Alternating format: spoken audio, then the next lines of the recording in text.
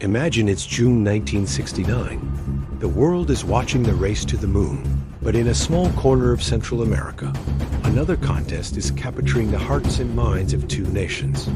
A World Cup qualifying match. El Salvador and Honduras are about to face off on the soccer field, but under the roar of the crowd, something much darker is brewing. Within days, this beautiful game would ignite a brutal war, killing thousands, displacing tens of thousands more, and scarring the region forever. This is the incredible true story of the football war. A brief, violent conflict that shows how sport, politics, and national pride can collide with devastating consequences. To understand how a soccer match could spark a war, we need to rewind. The real conflict wasn't on the field. It was rooted in land, poverty, and migration. Back in the 1960s, Honduras was a vast country, 5 times the size of its neighbor, El Salvador. Yet, El Salvador was bursting at the seams with people. Desperate for land and a better life, hundreds of thousands of Salvadorans crossed the border into Honduras. By 1969, over 300,000 Salvadorans were living there, making up a significant part of the population. But this migration bred resentment. Honduran farmers and nationalist groups began to see the Salvadoran migrants as threats, accusing them of taking their land and jobs. In 1962, a Honduran land reform law was passed. Suddenly, Salvadoran settlers who had farmed the land for years were labeled squatters and faced eviction. With both economies struggling, it was easy for politicians to point fingers across the border. By the late 60s, anti-Salvadoran sentiment in Honduras was at a fever pitch. All it needed was a spark. And that spark came in the form of the 1969 FIFA World Cup qualifiers. El Salvador and Honduras were drawn to play a 3-game series. The winner would move one step closer to the ultimate prize. The first match was held on June 8th in Tegucigalpa, the Honduran capital. The atmosphere was electric and intensely hostile. Honduras scraped a 1-0 victory, but the real story happened off the pitch. The Salvadoran players later described a night of terror. They said angry Honduran fans surrounded their hotel, making a racket all night long, chanting, honking car horns, and even throwing stones at their windows. When the exhausted Salvadoran team returned home, they weren't seen as losers, but as heroes who had bravely endured enemy territory. A week later, on June 15th, it was time for the second leg in San Salvador. Now, it was the Hondurans' turn to face a hostile crowd, and the tension was unbearable. Before the game even started, violence erupted. Salvadoran fans attacked Honduran supporters, setting fire to their cars, vandalizing hotels, and leaving many injured. On the field, El Salvador dominated, winning 3-0. But this victory was tainted with blood. The Honduran media didn't just report a loss.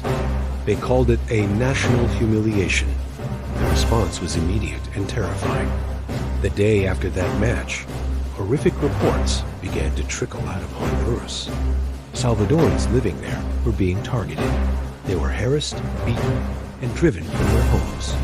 Families who had lived in Honduras for decades were forced to flee back to El Salvador with nothing but the clothes on their backs. The Salvadoran media, in turn, fanned the flames of outrage, publishing graphic stories and photos, painting Honduras as a nation of barbarians. Protests in San Salvador turned into violent riots. On June 27th, the two teams met for a final, decisive playoff match on neutral ground in Mexico City. After a tense game that went into extra time, El Salvador won 3-2.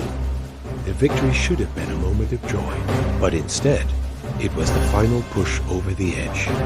Just hours after the winning goal, El Salvador officially broke all diplomatic ties with Honduras, accusing its government of enabling persecution and barbaric acts. The two nations were now on the brink of war. On July 14, 1969, El Salvador made its move. The Salvadoran Air Force launched surprise attacks on targets deep inside Honduras, including the capital city. At the same time, columns of Salvadoran soldiers stormed across the border, advancing on the ground. Honduras, caught off guard, scrambled to retaliate. The Honduran Air Force, though smaller, proved surprisingly effective, striking back at Salvadoran fuel depots and supply lines.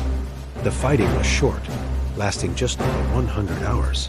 That's why it's sometimes called the 100-hour war, but it was incredibly intense. Both sides were using outdated World War II-era planes and weapons, turning the conflict into a chaotic and deadly affair. Entire towns were caught in the crossfire. Civilians paid the highest price.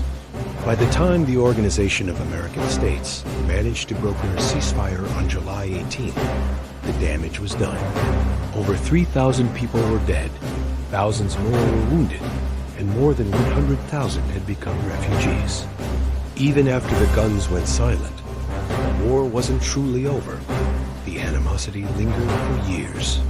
The border was sealed, and trade between the two nations completely collapsed, crippling the regional economy.